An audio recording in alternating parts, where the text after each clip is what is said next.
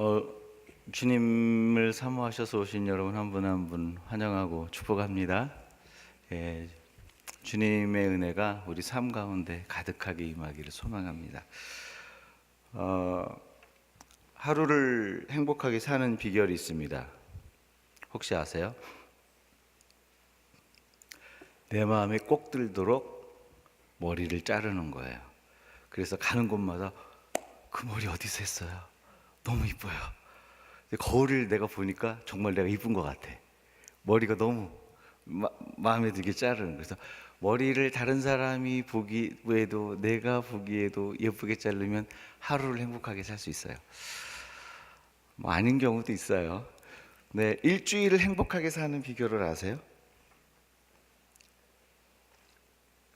일주일을 행복하게 사는 비결은 내가 갖고 싶은 차를 타고 다니는 거야. 그러면 평상시 라이드도 잘 안 해주면서 너 어디 갈 데 없어? 어디 갈 데 없어?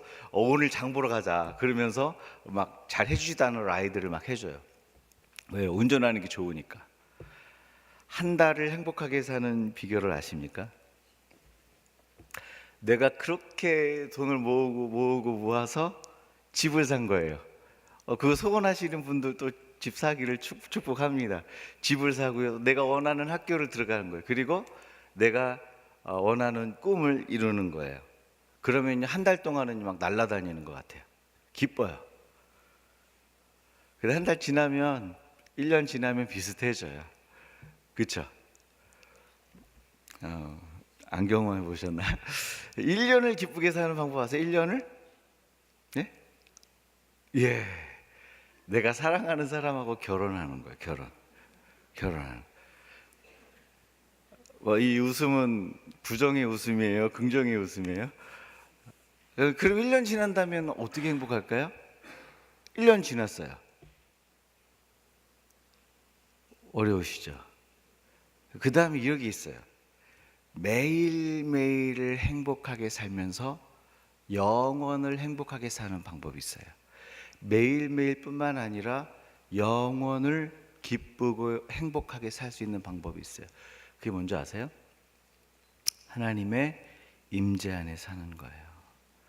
왜냐하면 하나님께서 우리 삶 가운데, 관계 가운데, 모든 삶의 현장 가운데 임재하시면 그분이 통치하시고 다스리시는 거예요. 통치하시고 다스리시면 생명이 흘러가요. 능력이 흘러가요. 구원이 흘러가요. 그래서 저와 여러분이 살아나요. 상황과 조건이 어떻든지 간에 그분의 생명이 흘러가면 살아나기 시작하는 거예요. 힘이 나기 시작하는 거예요. 그래서 매일매일이 기뻐요. 그분의 생명이 연합되어 있기 때문에 영원히 기쁜 거예요. 여러분, 그래서 하나님의 임재는요, 모든 인생의 현장 가운데 있는 문제의 답이에요. 다른 데 가서 답 찾는 사람은요, 오답을 찾는 거예요. 왜냐하면 늘 변하기 때문에. 세상은 소유도 변하고 세상의 가치도 변해요. 그런데 오늘 찬양했죠. 주의 말씀은 영원히 변하지 않아요. 그분의 임재 가운데 사는 사람은 인생의 문제의 답을 가지고 사는 사람이에요. 여러분, 제가 아는 청년 중에 한 사람이 간증을 좀 나누고 싶어요. 회사에서 일을 이렇게 하다 보면 이제 어떤 성과들을 이제 내잖아요. 어떤 목표치에 도달을 하고 어떤 일을 하잖아요. 근데 딱 일이 끝나고 나면 이제 한국 사람이니까 겸손한 게 이제 마음에 이제 늘 이제 몸에 배어서 열을 해도 한 7, 8을 했다고 얘기를 하고 하나를 해도 좀 겸손하게 얘기를 한 거예요. 근데 서양 문화는 어떻습니까? 대체적으로요, 100을 해도요 150을 했다고 얘기를 하는 거예요. 이거 자기를 자랑할 수밖에, 자기를 피하라는 게 이 서구 문화예요. 이게 좀 약점이에요. 이게 안 그러면 이길 수가 없으니까. 열을 해도 12개 했다고 얘기를 해야 되고 15개 하면 20개 했다고 얘기를 해야 되는 거예요. 그게 당연하고 그렇게 얘기해야 되는 거예요. 자기를 포장을 잘하는 게 서구 문화예요. 근데 이제 여기서 자랐어도 한국 문화가 익숙하니까 10개 했는데 한 8개만 했어요. 겸손하게 얘기를 하니까 그 매니저가 처음 이렇게 보더니 점점 시간이 지날수록 자기를 안 좋아하더래요. 그러면서 일을 잘 못하는 안 하는 것처럼 생각을 하고 승진을 하는 그 일에 있어서도 점수를 많이 안 주는 거예요. 그래서 승진할 때도 늦어지는 거예요. 결국은 관계가 조금 이렇게 힘들어지고 어려워졌어요. 그때부터 이제 회사 가기가 싫어지는 거예요. 회사가 힘들어지고 어려워지는 거예요.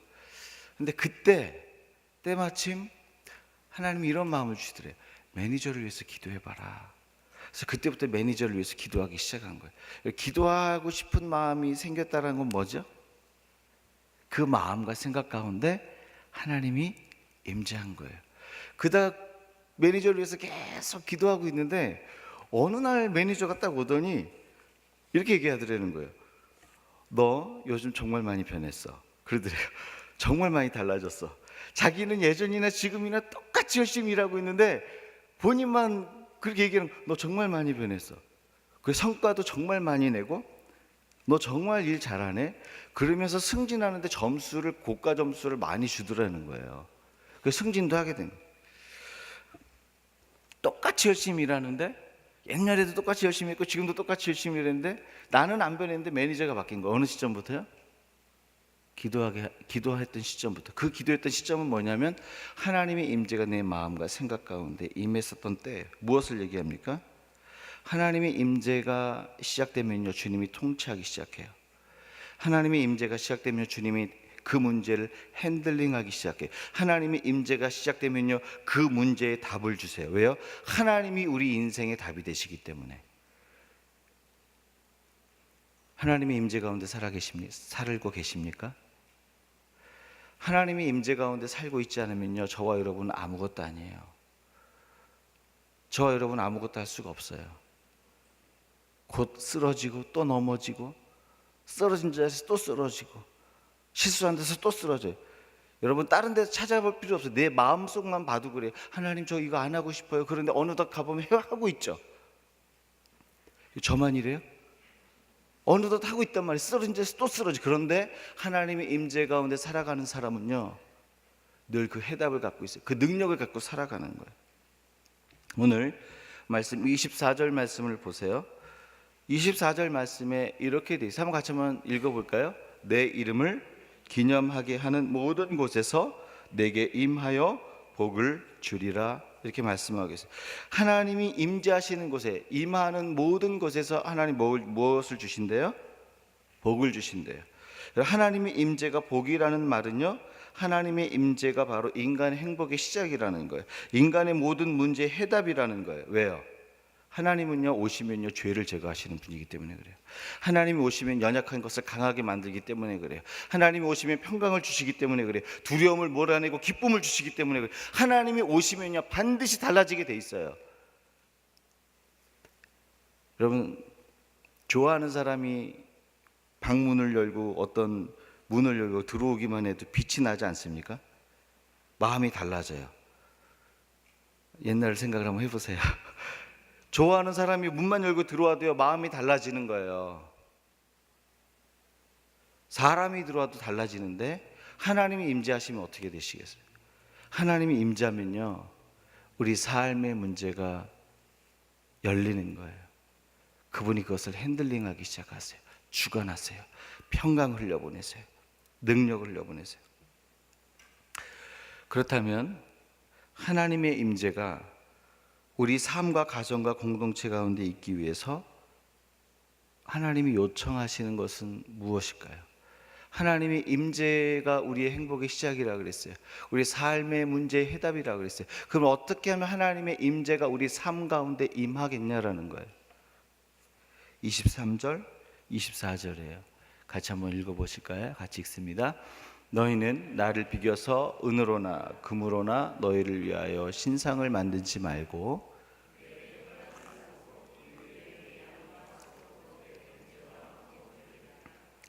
내가 내 이름을 기념하게 하는 모든 곳에서 내게 임하여 복을 주리라. 오늘 첫 번째 뭘 얘기하셨냐면 나를 비교서 은이나 금으로나 너희를 위하여 우리를 위하여 신상을 만들지 말래. 여기서 나를 비교서는 누굴 얘기하는 걸까요? 나 하나님이죠. 하나님을 비교서 은으로나 금으로나 다른 형상이나 신상을 만들지 말래요. 어떤 형태로든 어떤 모양으로든 그것을 만들어 놓고 이것을 하나님이다 말하지 말라는 거예요. 왜요? 하나님은요, 인간이 만들어 놓은 어떤 형태나 어떤 모양에 갇혀 있을 수 있는 하나님이 아니에요. 왜 그렇습니까? 하나님이 온 우주와 세상과 만물을 창조하셨기 때문에 그래요. 온 우주보다 큰 하나님이기 때문에 인간이 만들어 놓은 어떤 형상 가운데 갇힐 수가 없어요. 다윗이 뭐라 그런지 알아요? 다윗하고 솔로몬이 똑같은 얘기를 해요. 어찌 하나님이 이 성전 안에 거하리요? 하나님, 하늘의 하늘들이라도 이 하나님을 감당하지 못한다 그랬어요.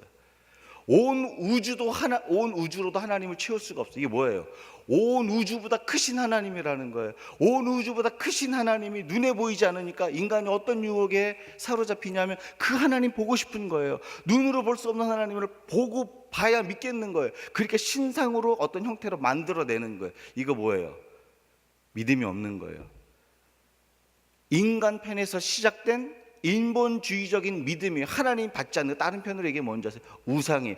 하나님을 섬기는 것 같은데 내가 만들어 놓은 하나님을 섬기는 거예요. 세상을 창조하신 하나님을 어떻게 형상 가운데 만들어 놓겠습니까? 그 안에 같이, 그러니까 하나님을 어떤 형상이 없는 게요, 여러분 참 하나님인 걸 믿으셔야 돼요. 세상 종교는요 다 사람이 만들었어요. 사람이 만들어 놓은 그 형상 가운데 들어가 있는 게 신입니까? 다 헛된 거죠. 우상이에요, 우상. 여러분, 그래서 인간이 연약함이 이거예요. 눈으로 봐야 믿으니까 그 우주보다 큰 하나님을 자기가 만들어 놓은 어떤 틀에다가 또 이거 하나님이라는 거예요. 오늘날엔 이런 일이 없을까요? 오늘날에도 똑같은 이런 일이 있어요. 모양만 바뀌어요. 어떻게 해요? 이렇게 바뀌어요. 내가 정해놓은 시간, 내가 정해놓은 방법, 내가 정해놓은 틀, 내가 정해놓은 어떤 계획 안에 하나님을 거기에 가두는 거예요. 하나님 이때에 이 모양으로, 이 방법으로 주님 일하여 주시옵소서, 이렇게 얘기하는 거예요. 그게 똑같이 어떤 신상이나 어떤 틀을 만들어 놓고 하나님을 섬기는 것과 모양만 바뀌시 똑같은 거예요. 예를 들면 이런 거예요. 하나님, 저 사람 너무 좋아요. 저 사람하고 꼭 결혼하게 해주세요. 근데 저 사람은 저를 안 좋아해요. 하나님, 저 사람하고 꼭 결혼하고 싶어요. 저 사람하고 결혼만 할 수 있게 해주신다면 제가 지금부터 단 한 번도 믿음을 버리지 않고 주님만 섬기겠습니다, 이렇게 기도해요. 근데 알고 보니까 그 사람은 애인이 있는 사람이에요. 이 기도를 들어주기 위해서는 어떻게 해야 돼요? 그 두 사람이 깨져야 돼요. 여러분, 굉장히 자기 틀 안에 갇혀. 여러분, 이런 거 없는 거 우리는 웃죠? 조금 더 구체적으로 해볼까요? 하나님, 어떤 때 어떤 시간에 제가 저 포지션에 앉을 수 있게 해주세요. 그러면 그 시간에 거기 자리에 앉아있는 그 사람은 어떻게 해야 돼요? 레이오프 당하게 되잖아요. 여러분, 이런 기도 안 해보셨어요? 하나님, 이때 이 방법에 제가 저 자리에 가질 수 있게 해주십시오. 그러면 그 사람은 잘려야 되는 거예요. 다 내 방법, 내 시간, 내 틀 안에 하나님을 가두는 거예요. 여러분, 이게 뭔지 아세요? 하나님 믿는 것 같죠? 아니요. 하나님을 빙자한 내가 만들어 놓은 하나님을 섬기는 거예요. 하나님, 이거 하지 말라는 거예요. 하나님의 임재가 우리 삶 가운데 있기 원한다면 이 틀 가운데, 이 내가 만들어 놓은 틀, 이 내가 만들어 놓은 시간, 내가 만들어 놓은 이 방법 안에 하나님을 가두는 이 우상 숭배를 멈추라는 거예요. 너희를 위하여, 이건 누구를 위해서 하는 건지 아세요? 하나님을 위해서 하는 게 아니라 너희를 위해서, 우리를 위해서 하는 거예요. 이거 하지 말라는 거예요. 만들지 말고. 그 다음 말이 뭐예요? 토단을 쌓고 그 위에 내 양과 소로 내 번제와 화목제를 드리, 내 이름을 기념하게 하는 모든 곳에서 내가 임하여. 하나님의 임재가 어떻게 나타나요? 하나님의 이름을 기념하는 거예요. 하나님의 이름 어떻게 기념할까요? 어떻게 기념할 수 있을까요? 두 가지 방법이에요. 첫 번째 방법은 공예배로 모이는 거예요.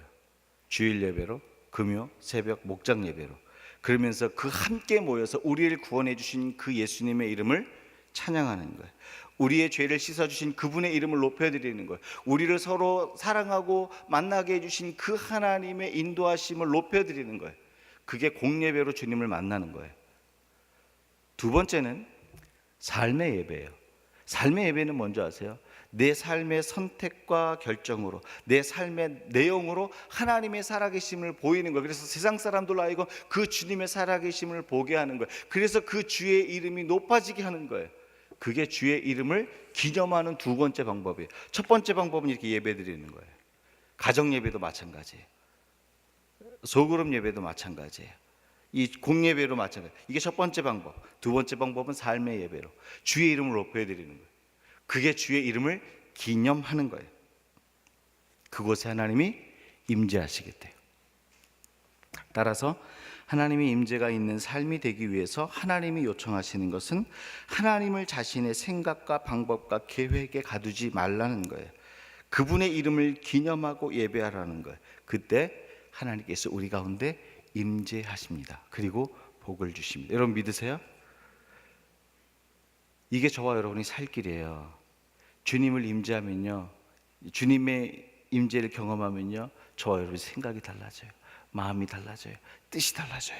우리의 계획이 수정돼요. 진리 가운데 설 수 있도록 수정이 돼요. 하나님이 임재 전까지는요, 결코 우리의 생각이 온전해질 수가 없어요. 열왕기상 3장에 보면 하나님께 전심으로 예배하는 사람들에게 임재하시는 사건이 나타납니다.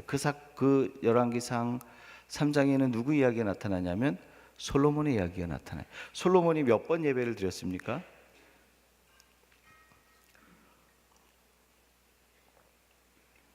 1000번 예배 드렸죠. 여러분 1000번 번제를 드렸는데, 번제 드리는 건 어떻게 하는 거냐면 소나 양이나 염소를 가지고 와서요, 그 머리에 이렇게 안수하는 거, 손을 얹고 안수해요.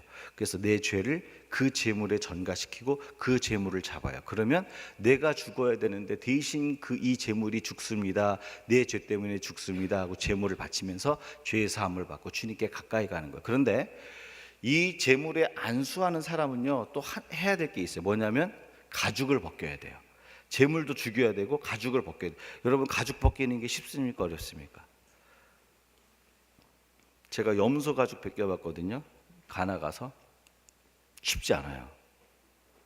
힘들어요. 근데 이게 왕은 소를 드려야 돼요. 그럼 그게 쉽겠습니까? 그 가죽만 벗기는 게 아니에요. 내장 다 긁어내야 되죠. 머리 따로, 정강이 따로, 내장 이거 다 따로 해서 제사상에 줘야 돼. 그럼 제사상에 그걸 다 올리는 거. 제가 군대에서요, 고참이 돼지 잡는 거 봤어요. 회식하라고 부대 위에서 선물이 나왔는데 그냥 물건으로 왔어요. 살아있는 돼지, 새끼 돼지. 근데 그 새끼 돼지 잡는데 쉽지 않더라고요. 그걸 끄집어내 다 자르고 하는데 시간이 얼마나 오래 걸린지 몰라요. 그 각을 떠야 돼. 그 제물을 드린 사람이 각을 떠야 돼. 이거를 솔로몬이 몇 번 했어요? 1000번을 한 거예요. 1000번. 그러니까 이게 헌신이죠. 이게 기쁨이에요. 이게 헌신으로 나가는 거예요.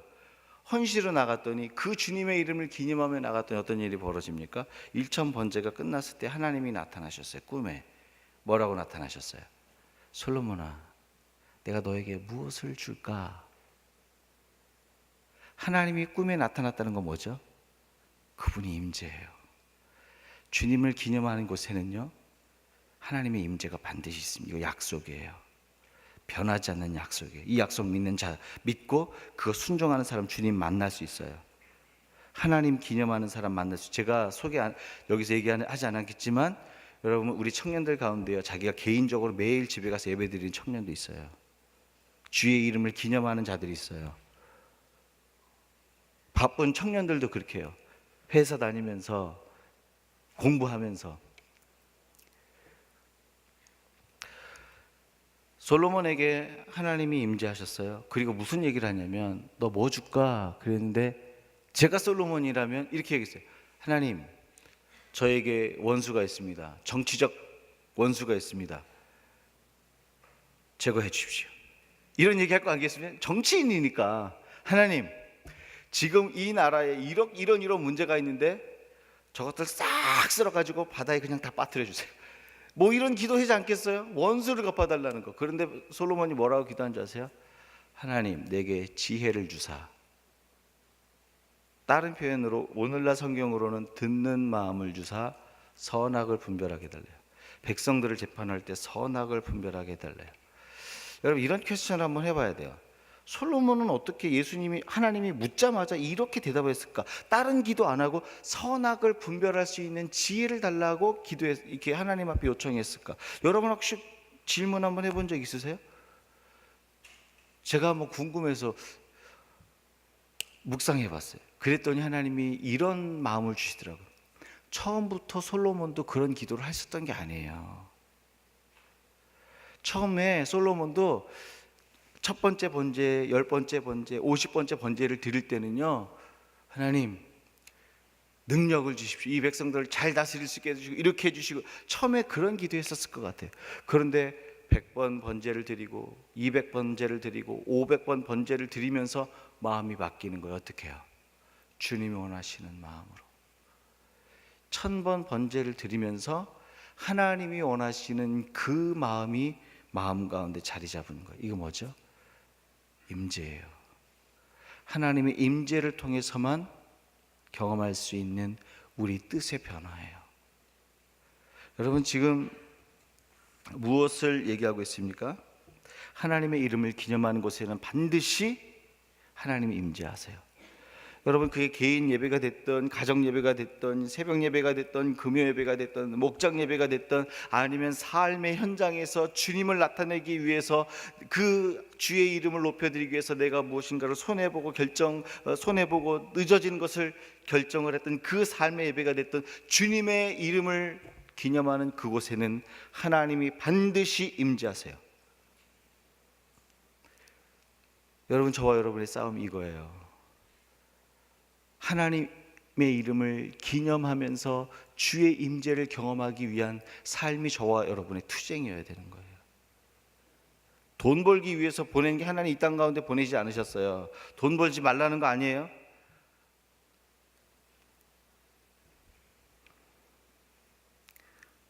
여러분 이 모든 이 땅의 삶이 필요하지만 하나님이 이 땅의 모든 것을 통해서 하나님의 이름을 기념하며 그분이 우리 가운데 임재하는 걸 소망하는 거예요.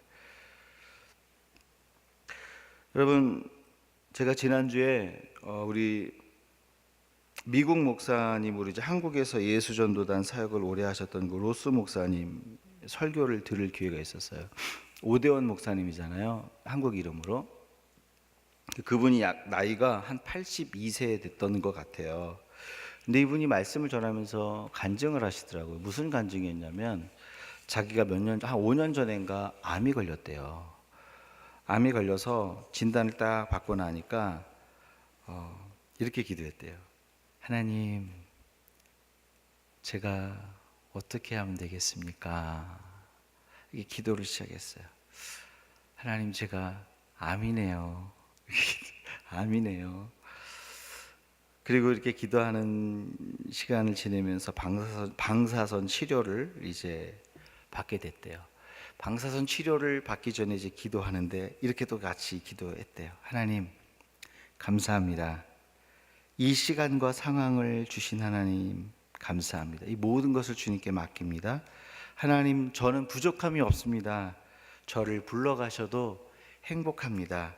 이렇게 마지막에 기도했대요. 하나님, 근데 하나님이 뜻하시면 저를 생각해 주세요. 이렇게 기도하셨대요. 저 낫게 해주세요도 아니고 하나님 저를 생각해 주세요. 이렇게 기도했대요. 뭐 한 거죠? 힘든 상황 가운데서 주의 이름을 기념한 거예요. 주님 충분합니다. 감사합니다. 근데 저를 생각해 주세요. 이렇게 주님 기념한 거예요.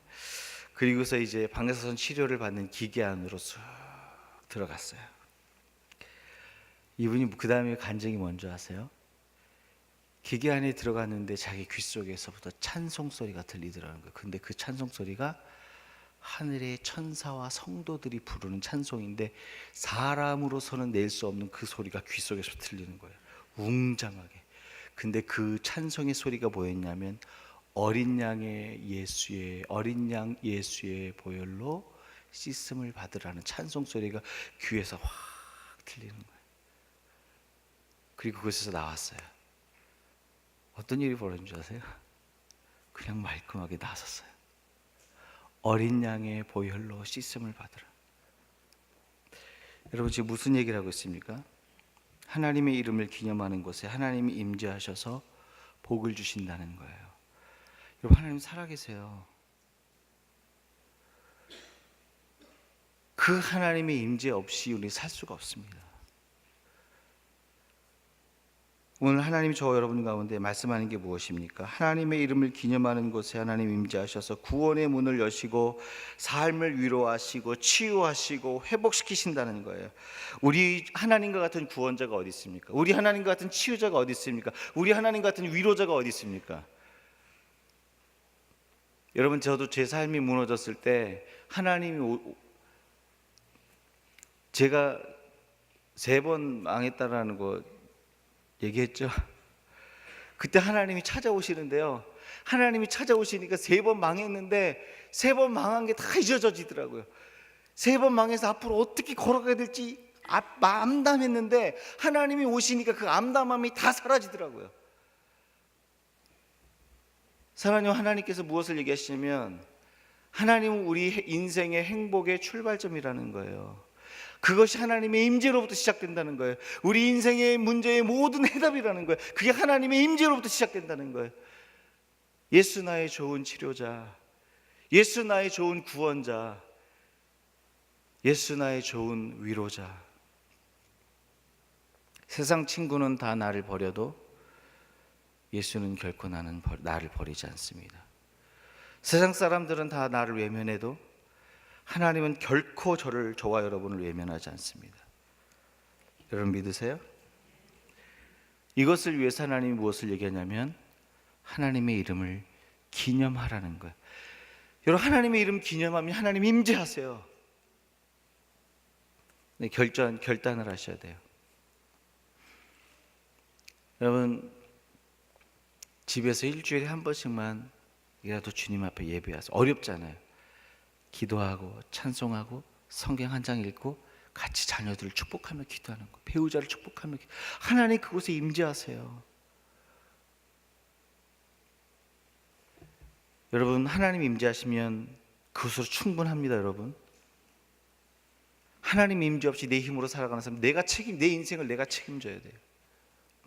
하나님의 임재 가운데 살아가는 저와 여러분이 되길 주의 이름으로 축원합니다. 한 가지만 더 나눌게요. 이렇게 우리가 하나님의 이름을 기념할 때 하나님이 요청하시는 게 있어요. 하나님의 이름을 기념하면 하나님이 임재하신다 그랬는데 하나님의 이름을 기념할 때 하나님이 우리 가운데 요청하시는 한 가지가 있어요. 25절 말씀이에요. 같이 함께 읽습니다. 내가 내게 돌로 제단을 쌓거든 다듬은 돌로 쌓지 말라. 내가 정으로 그것을 쪼면 부정하게 함이라. 지금 제단을 왜 쌓죠? 하나님의 이름을 기념하기 위해서 쌓죠.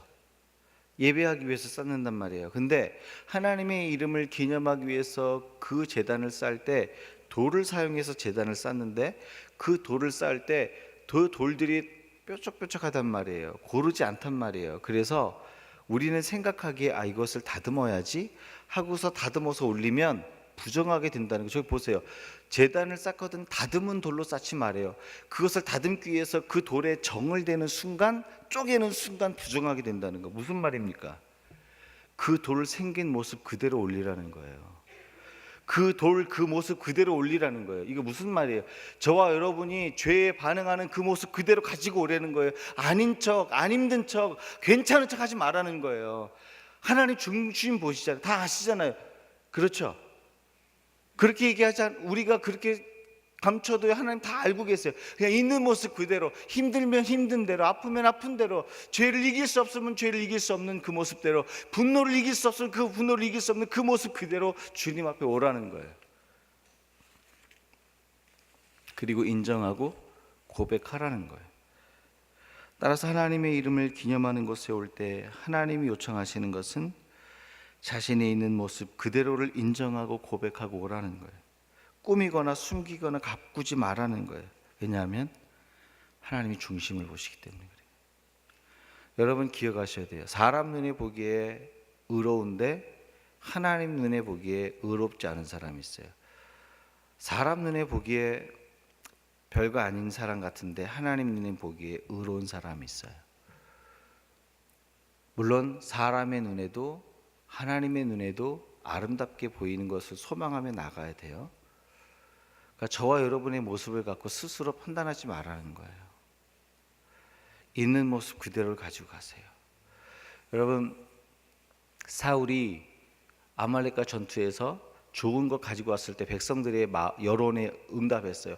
아, 왕이시여, 좋은 거 가지고 갑시다, 가지고 갑시다. 그 사람들 말에 하나님 명령 어기고 탁 쫓아. 사람들 눈에 보기에 너무 의로워 보여서 우리 왕 좋다, 우리 왕 좋다.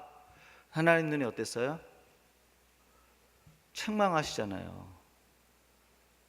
그때 하나님 기회를 한 번 더 주세요. 근데 뭐라고 변명하는 줄 아세요? 포장하는 거예요. 하나님, 제가 그런 것이 아니라 백성들이 그렇게 하자 그래서 그랬어요. 하나님 그 중심 다 아는데 그냥 포장하기 급급한 거예요. 하나님 죄송합니다. 제가 사람들의 말을 이길 수가 없었습니다. 사람들의 여론을 이길 수가 없었습니다. 제가 사람들의 말에 미혹됐습니다. 이 말을 못하는 거예요. 다윗은 어떻게 했어요? 주님, 제가 음란했습니다. 제가 살인했습니다. 제가 이 죄를 이길 수 없었습니다. 그냥 고백하잖아요. 그랬더니 어떤 일이 벌어집니까? 용서하시는 하나님이 임재하시는 거예요. 여러분 기억하셔야 돼요. 사울은요, 자기를 가리는 순간, 그게 사무엘상 15장 이야기거든요. 사무엘상 16장에 무슨 얘기가 나오냐? 하나님이 사울을 떠났다는 이야기가 나와요. 임재가 사라진 거예요. 사랑하는 여러분, 하나님께서 오늘 무엇을 얘기하고 계시죠? 주님 앞에 나올 때요, 있는 모습 그대로 오라는 거예요. 저와 여러분이 죄를 제거할 수 없기 때문에 예수가 죽으신 거예요. 믿으세요? 오늘 하나님께서 나 힘들면 힘들다고, 괴로우면 괴롭다고 그렇게 나오라는 거예요. 제가 간증 하나 하고 마치겠습니다. 제가 한국에서 오래전에 한 구청장님의 간증을 들은 적이 있었어요. 한국의 구청장님은 여기로 치면 썰이나 랭리의 시장쯤 되는 사람이에요. 근데 이분이 그 구청장님의 자기 젊었을 때의 간증이에요. 교회에서부터 정말 믿음 좋은 청년으로 막 칭찬받고, 그래서 막 서로 사위 삼으려고 막 그랬던 사람이었는데, 어차피 결혼은 한 사람하고밖에 못 하잖아요. 한 여인하고 딱 결혼을 했어요. 행복한 신혼을 보내고 임신을 하고 아이를 낳았는데 얼마 있다 그 아이가 죽습니다. 그러니까 이 구청장님이 너무너무 힘든 거예요. 하나님, 제가 믿음대로 살았는데 왜 내 아이가 죽어야 됩니까? 하나님을 이해할 수가 없고 왜 이 아이는 죽어야 됩니까? 제가 믿음을 갖고 싶은데 믿음이 안 생깁니다. 하나님 무엇입니까? 그러면서 이 구청장님이니까 청년 때죠, 기도를 하는데 3일을 금식하면서 계속 기도했어요. 나 하나님 믿음도 안 생기고 하나님 믿고 싶지도 않고 부정하고 싶고 왜 이런 일이 있는지 하나님 아무것도 모르겠다고. 그렇게 3일째 되는 날 하나님이 어떤 답을 주시진 않았는데 한 가지 환상과 그림을 보여주시더래요. 그게 뭐였냐면, 십자가에서 피를 흘려서 죽으시는 예수님의 모습을, 그 생생한 예수님의 모습을 환상 가운데 보여주더래요. 그리고 그 예수님이 자기 마음 가운데 확 들어오는 거예요. 그게 들어오면서 순간 어떤 생각이 들었냐면, 내가 아들을 죽은 이 사실, 아들을 죽은 걸 보고 이 가슴이 이렇게 아픈데, 하나님이 처음부터 끝까지 죽어가는 그 예수를 볼 때 아버지 하나님의 마음은 얼마나 힘들었을까. 나는 죽은 아들을 보고 와서 가슴이 아픈 거잖아요. 근데 그 아들이 처음부터 끝까지 죽어가는 것을 그냥 지켜만 봐야 했던 그 하나님 아버지 얼마나 힘들었을까. 나 하나를 얻기 위해서. 그것을 생각을 하니까요, 나 하나를 얻기 위해서 그 아들을 죽어가는 걸 보는 그 하나님의 고통이 자기 가운데 그 고스란히 남더라는 거예요. 그러면서 아버지의 사랑이 그때부터 이해되기 시작하는 거예요. 그러면서 그분이 고백한 게 뭔지 아세요? 제 인생 가운데 가장 행복했던 순간이 언제인 줄 아십니까? 구청장 된 게 아니에요. 제 아들을 잃었을 때 비록 그때 처음에 힘들었지만 그 아들을 통해서, 잃어버린 아들을 통해서 예수 그리스도의 사랑을 완전하게 깨달았던 그 순간이 제 인생의 지금까지도 가장 행복한 순간입니다. 이렇게 고백을 했어요. 그렇지, 무엇을 얘기하고 있습니까? 우리의 믿음이 좋은 것 같은데요, 말씀을 전하고 있는 저로부터 힘든 일 만나면 믿음이 안 생겨요. 믿음으로 일어서고 싶은데 안 생기는 거예요. 그때 하나님 뭐라 그러는지 아세요? 돌 다듬지 말라는 거예요. 이기고 싶은데 안 되는데 그거 그냥 갖고 오라는 거예요. 쓰러진 자리에서 또 쓰러진 거 그거 갖고 오라는 거예요. 하나님 믿고 싶은데 안 믿어져요. 이거 고백하라는 거예요. 근데 주님의 도움 아니면 이게 될 수가 없습니다 라고 고백하라는 거예요. 사랑하는 여러분, 오늘 하나님께서 저와 여러분 가운데 무엇을 얘기하고 계세요? 하나님의 임재 가운데 살아가야 된대요. 근데 그 임재를 경험하기 위해서 있는 모습 그대로 오래요. 그리고 주의 이름을 기념하래요. 그러면 하나님이 임재하신대요. 하나님의 임재가 저와 여러분의 인생의 문제 해답이고요, 인생의 행복의 출발점이에요. 하나님의 임재 가운데 사는 사람은요, 그것으로 충분합니다. 주님이 행하시기 때문에. 여러분, 이것을 일찍 깨달으면 일찍 깨달을수록 여러분의 삶의 현장 가운데 은혜가 커요. 오늘 이 말씀을 기억하면서